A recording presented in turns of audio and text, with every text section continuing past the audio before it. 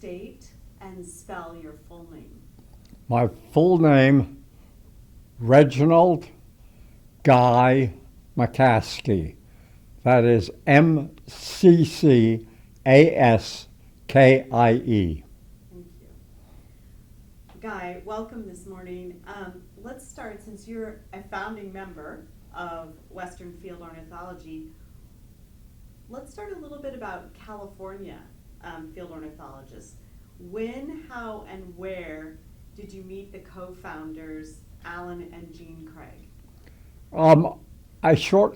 I used to live up at Tahoe, and I moved to San Diego to go to San Diego State to finish my 4 years as a student for engineering. I'm sure that I very quickly ran into Alan Craig because he was a bander and an active birder, and I've always been an active birder. I got to know Alan and Jean very well, and often went socially with them to their house for maybe dinner or just to chat and have coffee and some things. But that would be in the early 60s. And from then on out, I knew them very well.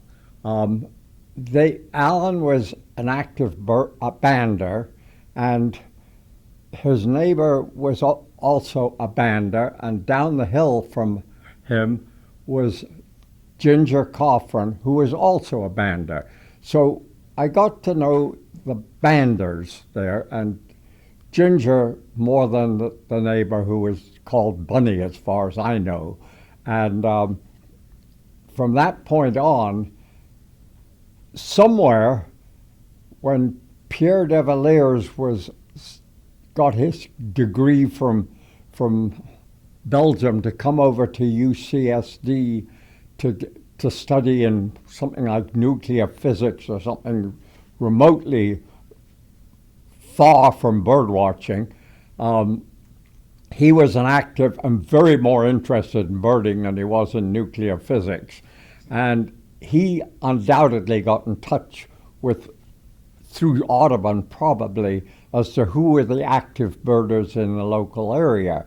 And very quickly he got in touch with me, and we became very good friends very quickly, and I introduced them to the Craigs, and that went well.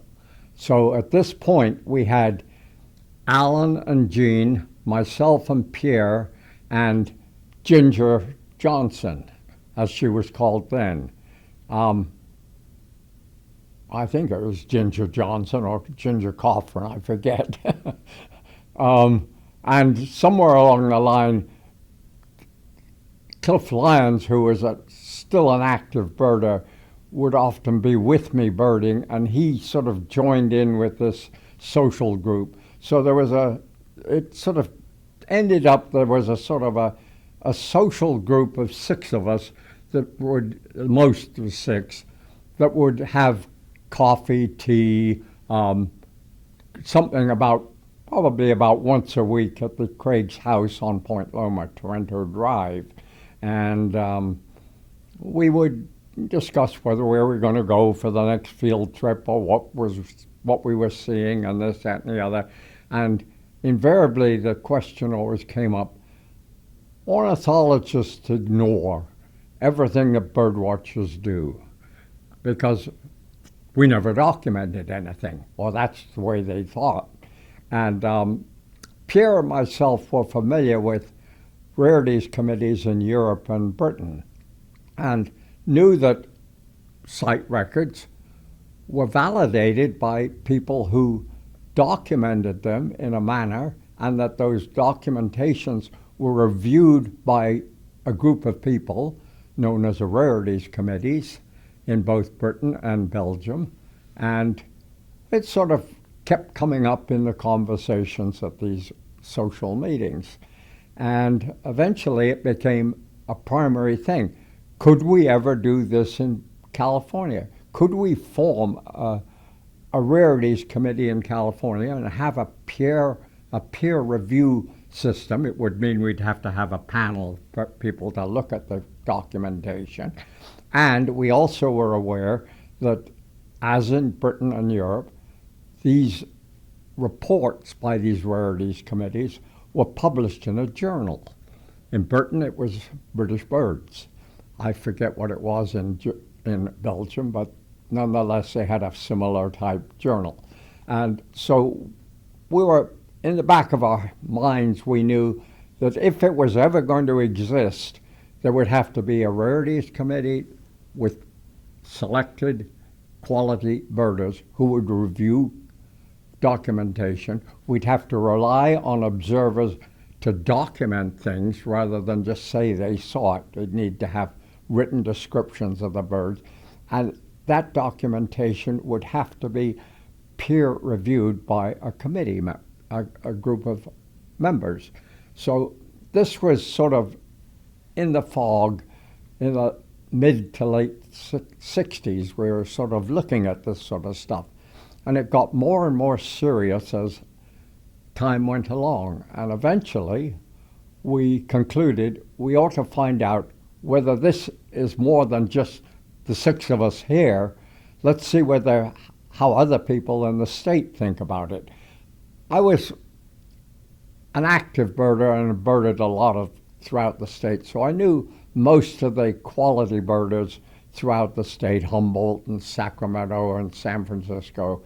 So I was able to contact them by phone or letter, certainly not internet. That was unknown. And we sort of showed some interest from these people that, yeah, that sounds like a good idea. We should follow it up.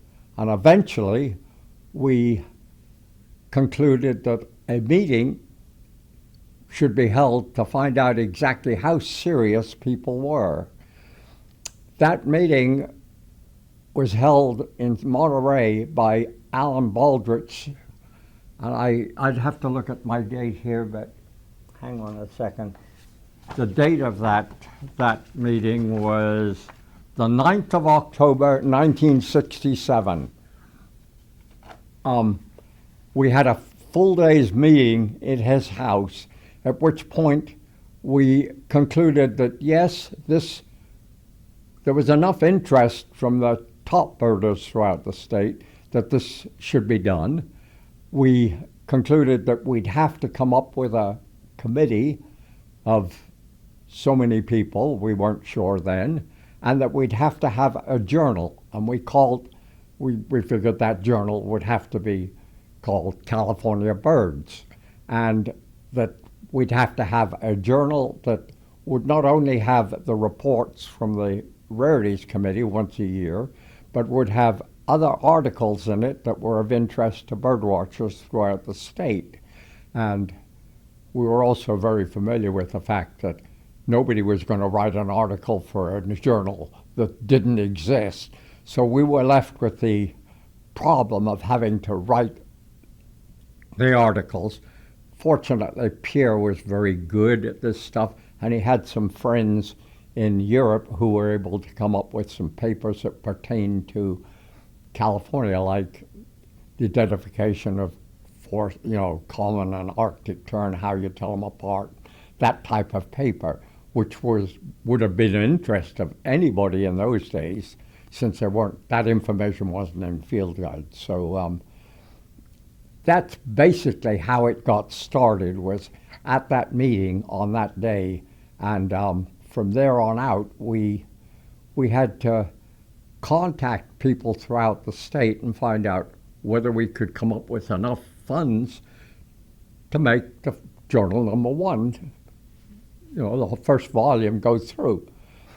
We came up with a sort of a form letter that went out to every Audubon Society throughout the state and to every active birder that all of us knew, and saying what our plan was and whether they were interested, and if they were that interested, were they willing to be a subscriber to this non-existent journal. The response was very good. We got enough money that we were able to come up with volume 1, item, number 1, number 2, number 3, number 4. If we did most of the work ourselves, all we had to do was put the thing together for a printer. The printer that we had locally chosen in San Diego was willing to do it with us, and then we would go to the post office and get a bunch of stamps, and we'd get some method of getting all the addresses for people who had signed up for it, and little stickers, and we got the journal, and we got envelopes, and then we'd have this big thing up at Alan Craig's house where we had our packaging of the things. So we'd spend a whole evening, boom, boom, put the journal in the thing, turn it over, put the stamp on it, put the address on it, seal it, put it in a pile, and we had to have them separated by zones for the post office, otherwise they wouldn't accept this big pile of stuff. And we did all that. And so there was a lot of work we did ourselves to keep the cost down to zero.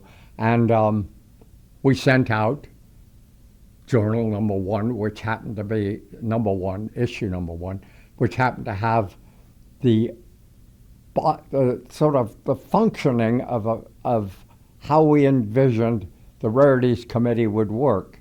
And by that time, I think we had selected who would be on the committee. And that can easily be found in volume 1.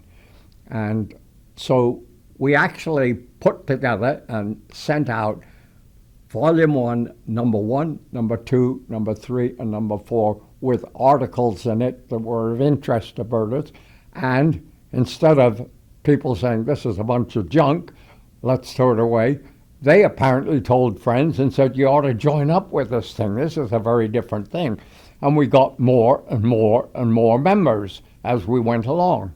And our having to do it all ourselves up at the Craig's house, we were able to do it a little bit more professionally. Like the printer would put the magazine in the envelope, and all we had to do is give him the addresses and would get sent out that way. So that's basically how it all started and where it went. Great. You want to take a pause? Go ahead. Okay. I've had a lot of talking, I think. Yeah, I know. That's why I wanted to give you a little bit of a pause. So maybe you can talk about the transition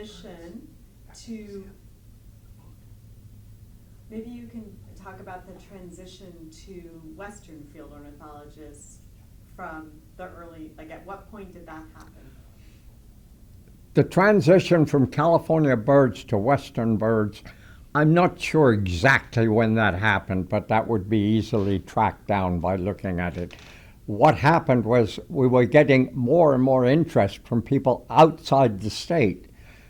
Originally, our vision was this is going to be strictly for California, but people from Oregon, Washington, British Columbia, and Colorado, and Arizona were showing an interest in the journal we were coming out with, not particularly because of the Rarities Committee report, which we put together once a year, but because of the articles. They were articles that interested them as much as it did to California birders. And we thought, well, why should we be so restrictive as to call ourselves California birds? Why don't we expand and make these outside of California birders resident? Enjoy part of us, and call this thing Western birds. That's basically the reason why it went from California birds to Western birds. The exact dates I don't know, but that should be easily found. That's perfect.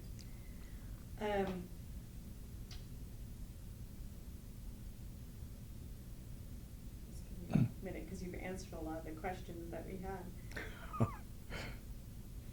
Okay, so John Dunn actually provided me the date. So it was January 1973 when you moved from California field ornithologist to Western field ornithologist. So I'll take his word on that, but it's Okay. fairly easy. One would only have to look at the cover of the issues. Yeah, that's right, yeah. Maybe you can talk a little bit about the first conference or first kind of bigger meeting that occurred outside of the six, and what was the thinking around that? I don't recall that we had a big meeting. I don't remember if I'm correct or not, but we had a meeting up in Death Valley at Furnace Creek Ranch. We were guests of one of the rangers there that was a part of California Birds at that time, and we had a meeting which got together, and basically a very minimal, small thing compared with today's meetings, but it was to discuss where we're going and how well we're doing and what we should be looking for in the future. It was a fairly typical meeting, and I may be wrong that it was in Furnace Creek, but one of the earliest records I have in my mind of a meeting was at Furnace Creek Ranch. Great, thank you.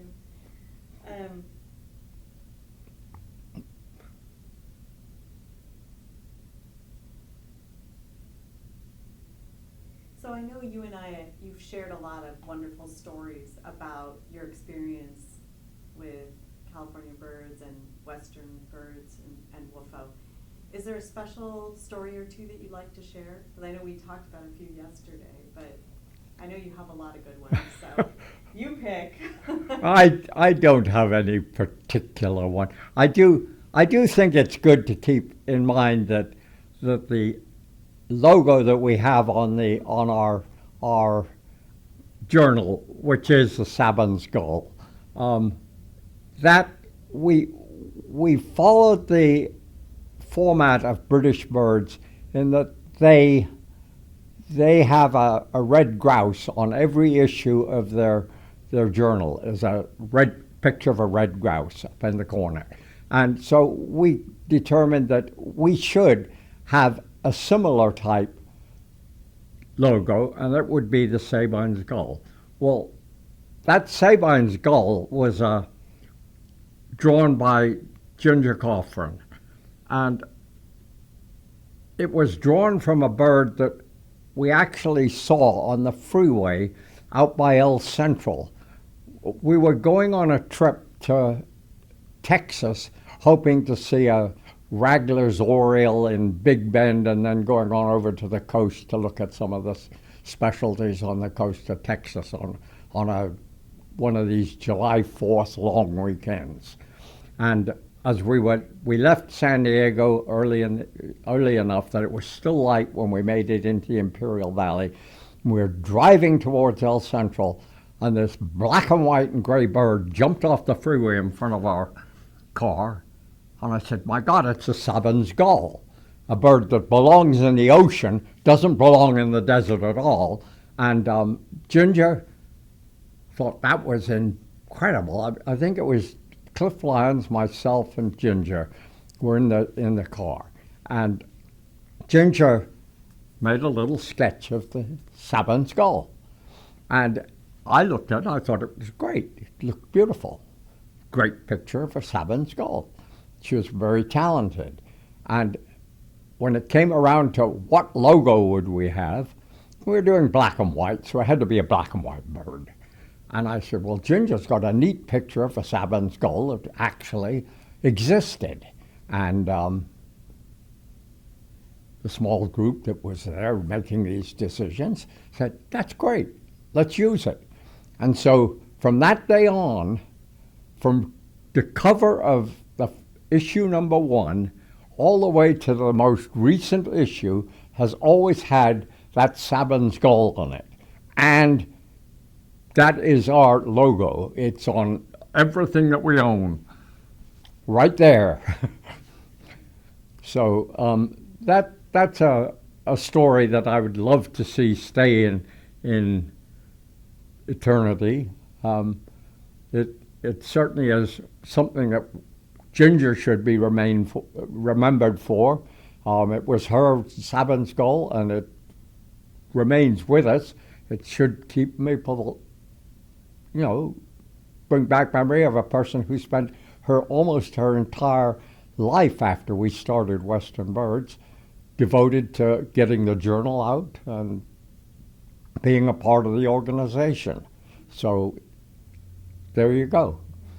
What's something that you're proud of as being president of WFO, as the founding president?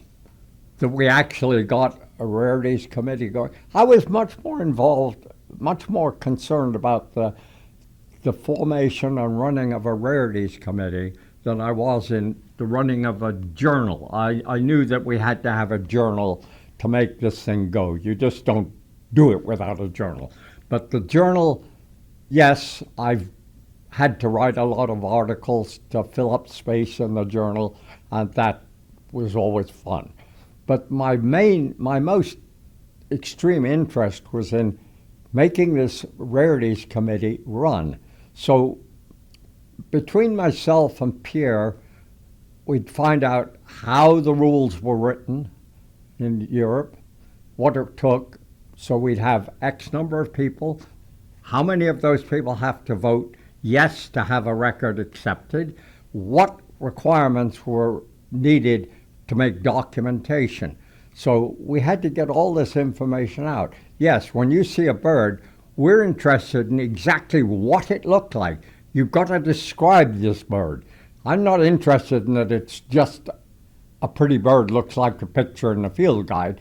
I want to know what you saw. That's what's important. What did you see? What colors was its eyes? What color was its legs? What color, was there any pattern on the wing? Did it have any pattern in the tail? What's its breast look like? What did its back look like? What were the wings, upper sides of the wings look like? We want as detailed a description of that bird as possible, because that is going to be reviewed by people who know the bird well. And they'll know whether you actually saw, or they'll have a good feeling if that you actually saw what you've written down. We're relying on you to write down what you saw, but let's be fair. People can look in a field guide and come up with what they should have seen, and that's not what we're interested in. So that was what we needed to get out to the observers, is instead of just, well, we just saw Clark's nutcracker at such and such a place, here's a tick on my checklist for the day. What did it look like? What was it doing? What was the date? What was the conditions? How long did you have it under observation? All this information needed to be done. And there were people out there who took it seriously, and we got documentation that was that quality, that told us exactly what the bird looked like, when they saw it, what conditions, the weather conditions, how far from it, and how long they saw it. And with that information was a lot better than a check on a checklist. There was something firm, real, that we could do. We also realized that we had to get this stuff archived. You can't just look at it and say, well, yeah, they got it right, into the trash can. So we needed to get somewhere where we could get all this documentation deposited. We've been very fortunate that the people in Camarillo at the whatever that place is, they volunteered to take it. And so they've got all that written documentation, which I understand now they're trying to get it all digitized, which is very good. It takes up much less space than all that written documentation. And also photographs. But back in those days, not like today where you take a photograph and you immediately see whether you got the right thing, and if you didn't, you got a chance to take it again. Those days it was you take a photograph, you hope to hell that when you finish the film and send it into Kodak and you get it back, that there's something recognizable on the film. That would take too long. So, but we did get, some of the stuff was with photographs, but a lot of it was sight records. And since the earlier days, we've also changed to looking at specimens that have been taken to see whether they are correctly identified. Just because somebody takes a specimen doesn't mean they're as qualified as some of the people on the Rarities Committee. As has been proven, we've more than once found an error in a name of a bird that was collected and incorrectly identified. Who were some of the original members of that committee, of the Rare Birds Record Committee? I can't be positive. I don't know. I would imagine Shum Suffel, Arnold Small. I'm sure I was on there. Yeah, I'm sure. I would imagine Pierre may have been, may not have been. Pierre was very much a person who stood on the side and knew what was going on, but didn't want to, because he knew he was going back to Belgium. So he may not have been, but I don't recall it, what it was. I hope that stuff's written down somewhere. It must be on the first report we ever published. It must have said who were the committee. Yeah, we can move on. What advice do you have to young, up-and-coming birders and ornithologists? Well, if you're interested in documenting rarities, as we'll call them, then you should. It'd be much nicer if instead of just a beautiful film, a nice picture of it, that here's a such and such, here's a Temmick stint, and here's a picture of it. We saw it such and such a day. Let's have some more detail. Today's birder doesn't seem to like to write down anything about what the bird was doing and what they saw on it. Yeah, I've got a picture that shows this side. What the other side looked like? What when it opened its wings, what did it show? Let's have a little bit more detail about these birds written down. That's what I would like to see. Yes, the photographs are very nice, and they're of a quality where you can see the individual feathers, but you're just looking at what's on the film. We don't know what the bird was doing, or how long you had it in view, or what the weather conditions are. Any of this stuff, we need a little bit more detail if you could give it to us instead of just a picture. What I'm seeing is just a picture. And also, a lot of them don't seem to have very much interest in whether it's whether it's published or not. These records, yes, you can have all this stuff, and eBird, yes, it has a lot of information in there. It takes a lot digging out, but it would make it much easier for people that want just California stuff to be able to go to something like the California Rarities Committee report and see what was seen that year and what was documented and what they felt was, the committee members felt was valid and what wasn't. Just because you said you saw it doesn't mean that you've convinced enough the 8 people that are on the committee, or how many people are on the committee. So that's that. That would be mine. As you again reflect about California field ornithologists, Western field ornithologists, and your contributions, what advice do you have for the future of the organization looking forward? Looking forward, I would say keep doing what you're doing. It seems to be very successful. You've got a good journal that has got lots of peer-reviewed articles in it. The articles are of interest to people that are in the field, not people in museums that never step outside the door and it's all, DNA stuff and this, that, and the other. It's actually field stuff. I think that California Western Birds' articles are all dealing with field work, not lab work. And I like to see it keep going that way. We have a good editor, Phil Unit, who makes sure that it stays that way. Phil's not going to be around forever. We need another editor like Phil. I don't know where we're going to get him. I'm probably not going to be around for that. But nonetheless, I would recommend keeping an eye open for somebody who has the interest that Phil has and the stamina he has for being an editor and following up on that stuff. Very fortunately, Phil has managed to gather under his wing a small group of very good assistant editors that help him extremely well. But he has the final word, and he's very good at it. And I think we're going the right way, and I think we should stay on that path. Other questions? Are there anything else you would like to share, or questions that we didn't ask that you're thinking about? I think you like my red-throated pipit story. I did like your red-throated pipit story, so share that with us. Oh, well, it goes back to where the professional ornithologist relies exactly on what he learned at Berkeley or wherever he went. In this particular case, it's a professional ornithologist that came out of Berkeley. And when you get a bird, you use this key to North American birds to be damn sure that the specimen that you've got in your hand is correctly identified.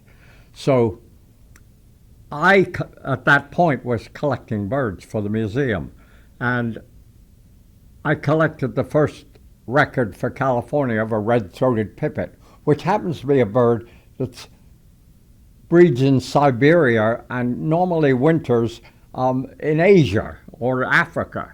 So it's not a bird that would be expected in North America under any circumstances. However, I did collect one, and it was a red-throated pipit. So I gave it to the museum, and as I expected, he was going to go right through his book. Yes, it's got feathers, so it's a bird. Oh, let's see, it's got so many primates, so it's a passerine. And on down the line, and we get to pipits. And he says, it's a pipit. Very good. And then the next thing I know is he says, we've got to check against the specimens to see whether it's an American pipit or a Sprague's pipit. And at that point, I sort of was grinning under my mind. And I thought, this is going to be fun. And he goes to the tray and he pulls out the specimens of American pipit. And he pulls out American. Well, it's not American. And he pulls out a Sprague's. Well, it's not a Sprague's either. What is it? I made a mistake somewhere. Let's start. It's a bird. It's got feathers. We go through all this thing again, all the way down. It gets down to pipit. He says, I keep coming up with pipit, but it doesn't match.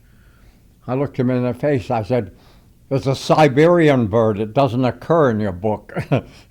It's a red-throated pipit. At which time he had to take my word that I knew what I was talking about. It's such a great story. I love that. Thank you so much. Well, that shows the difference between the professional ornithologist and what he's taught, and what a civil engineer can do with common sense and a bit of knowledge of birds. Absolutely. Absolutely. So. Good. But that's a story that's there, and I can understand it. He did nothing different than what he'd been taught all his life and became out of Berkeley. So that's the way it goes. Yeah. Is there anything else you want to share, Guy? Well, I think you're doing good on asking the questions, but I think it'd be good to go all the way back. When I came to California, the United States, I came from a country where bird watching was popular and documenting birds was very, very much in order, and there was the bird watcher that everybody knows. That's the little old lady running around in tennis shoes. But there were serious bird watchers, and those people were taken quite seriously by the.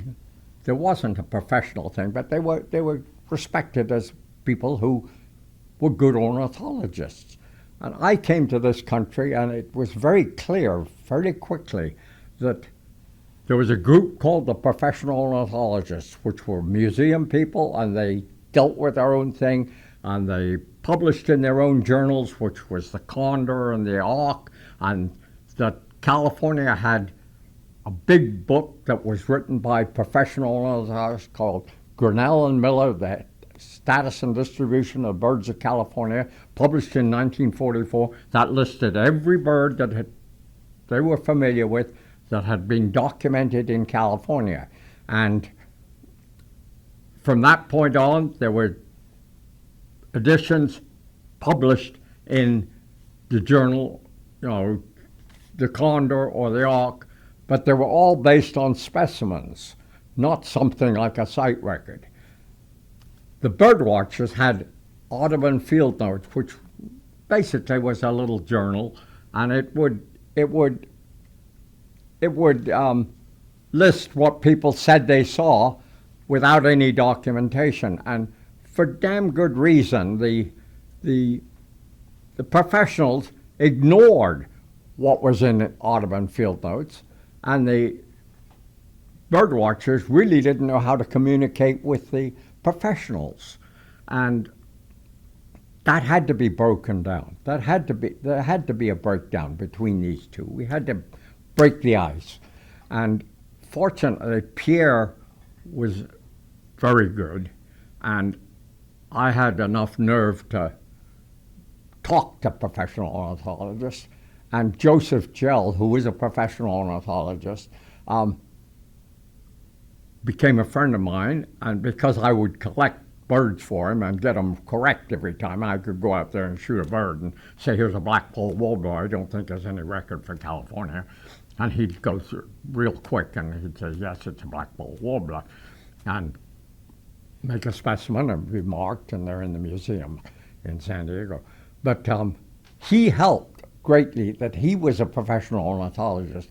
And I'm sure in his discussions at meetings and things, he said he must have brought up the fact there was a small group in San Diego that maybe should be listened to and see what they have to say. Because it got down to a point where we did know, we were sort of known by some of the high people.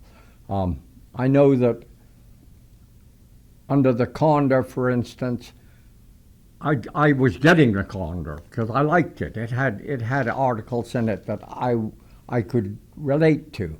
One of which was a study on the behavior of a common black hawk at a nest, and it's published in the Condor.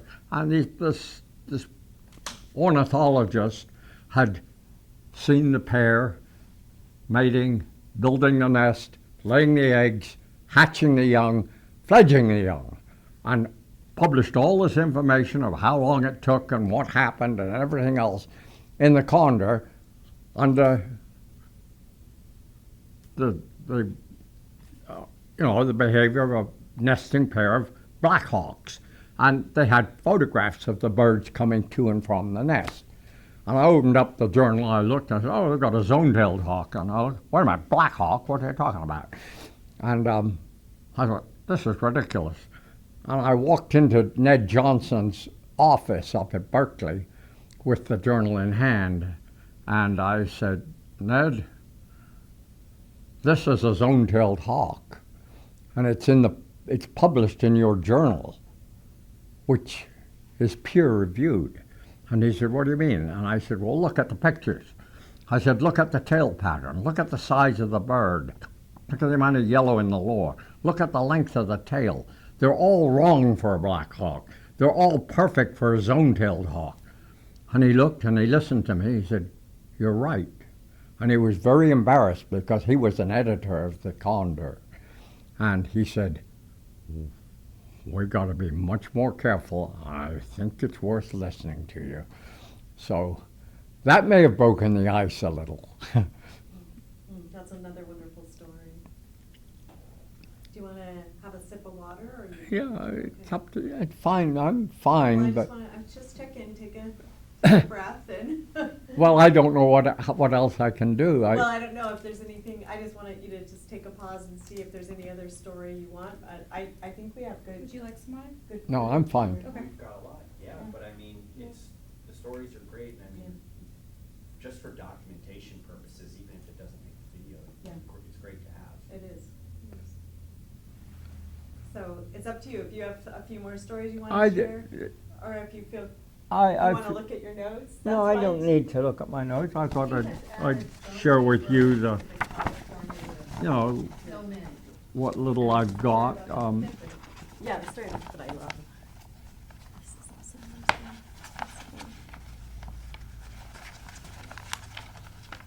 Looking at it is one thing, but the exhibit that belongs in Siberia and down there, that shows you how exciting that really is. And one thing you added that weren't going to ever be there, and we're doing it.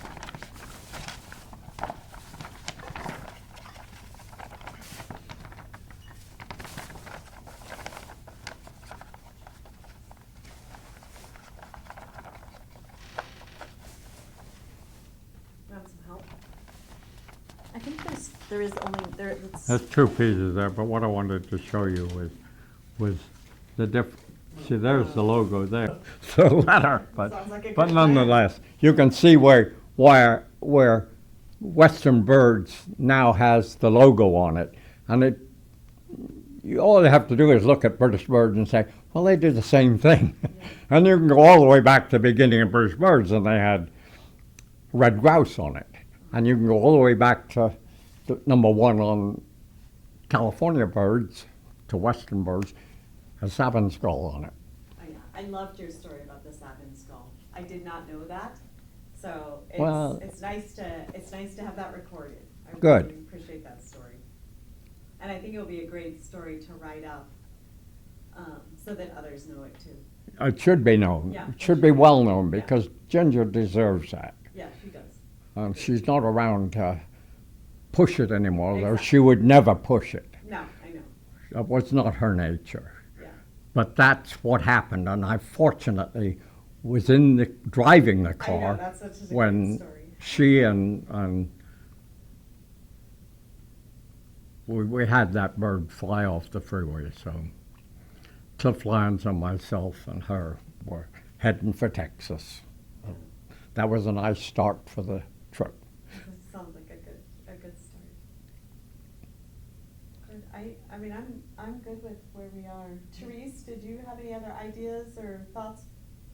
Just the fact that all the birds that he found that were so exciting, Yeah. like the Ross's gull, southernmost world record at the. Well, yeah, that's probably the most exciting bird I've ever seen.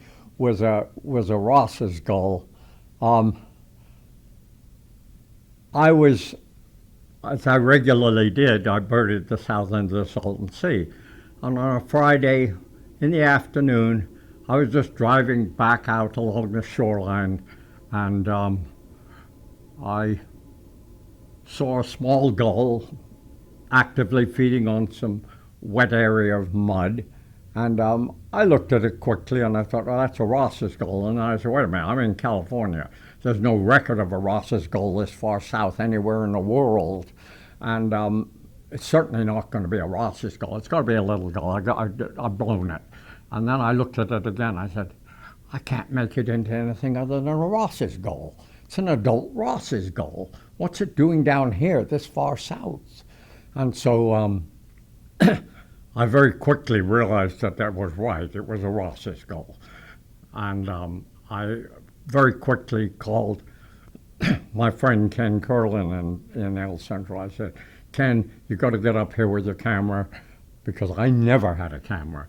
And we got a Ross's gull. Well, Ken, being a very good friend of mine, immediately left the house and was standing next to me within 20 minutes, taking photographs of the first record of a Ross's gull in California and the southernmost in the world.